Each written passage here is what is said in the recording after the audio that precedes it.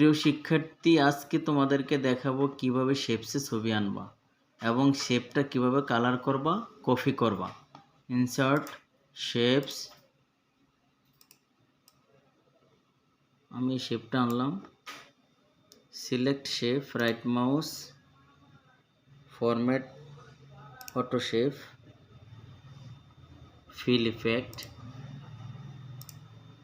Fixer, select picture. আমি ডেস্কটপে রাখছি, তুমি যেখানে রাখছো সেখান থেকে আনবা। Double click, okay okay. দেখো এই যে শেপসে ছবি চলে আসছে।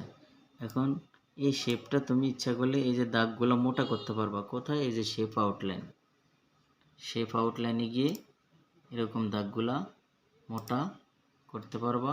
এই যে মোটা, আবার চিকন করলে এখানে গিয়ে চিকন করতে পারবা, কালারও চেঞ্জ করতে পারবা।